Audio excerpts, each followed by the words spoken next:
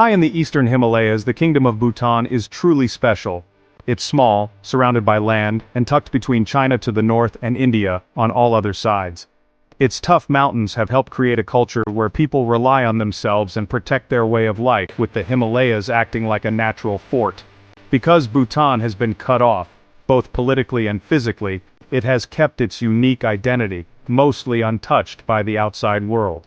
The local name, Druk Yul, which means Land of the Thunder Dragon, shows the country's strong spirit and deep connection to nature. Here, old stories and real life mix, and the spiritual world feels as real as the mountains themselves. Bhutan has chosen a path where happiness and protecting the environment are more important than making money quickly.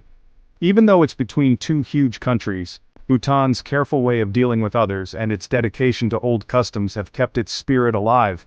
Its mountains and valleys aren't just a pretty background, they are at the very heart of Bhutan's story. Bhutan is a land of amazing mountains, deep valleys, and fast rivers, all part of the big Himalayan mountain range. In the north, the Great Himalayas reach over 7,000 meters high, with Gangkhar Puensum being the tallest mountain in the world that no one has ever climbed. Most people in Bhutan live in rich valleys like Paro and Thimphu, where stepped hillsides are used to grow rice and corn. The weather changes from warm and humid in the south to cold and snowy in the north, creating many different kinds of natural areas. Rivers like the Manas and Wangchu cut through the land, and they are very important for farming and making electricity from water. Bhutan's varied land helps support many different plants and animals, and is key to its way of growing without harming the earth. Here, nature and progress live together in a careful balance. Bhutan is a safe place for wild animals, protected by a rule that says at least 60% of the country must be covered in forests. Hard-to-spot snow leopards live in the high mountains, while Bengal tigers roam forests from the lowlands all the way up to the snowy peaks. The takin, which is Bhutan's national animal, eats grass in the mountain meadows. It's a symbol of the country's special animals. Red pandas, golden langurs, and Himalayan black bears do well in these untouched places. Over 700 types of birds, including the special black-necked crane, make Bhutan a great place for birdwatchers. Festivals celebrate when these sacred birds arrive, mixing protecting nature with local customs. Reptiles and amphibians, from snakes to frogs, also find a safe home here.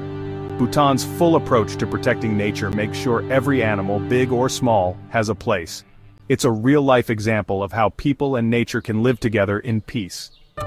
The people of Bhutan are as varied as its land, with the Angalap, Sharchap, and Lhotshampa being the main groups. Vajrayana Buddhism shapes daily life, which you can see in the waving prayer flags, spinning prayer wheels, and large fort-like monasteries called dzongs. Gross national happiness guides the country's rules, putting spiritual well-being before making a lot of money. Traditional clothes, the go for men and the kira for women, are worn with pride, especially during lively festivals called shechus. Masked dances and special ceremonies bring communities together, keeping old stories alive. Dzongkha is the national language, but over 19 languages and dialects show Bhutan's rich variety. The government works to keep these traditions alive, making sure their cultural heritage lasts. Bhutan's unity comes from its shared values, which are based on Buddhism and its royal family. Bhutan's history is about bringing people together, spiritual leaders, and slowly becoming modern. In the 1600s, Ngawang Namgyal united the area, building dzongs and setting up a system of government with two parts. The Wangchuck family, who started ruling in 1907, brought peace and slow changes. The third king opened Bhutan to the world, while the fourth king introduced gross national happiness and helped the country become a democracy. In 2008, Bhutan had its first democratic elections, mixing old traditions with modern ways of governing.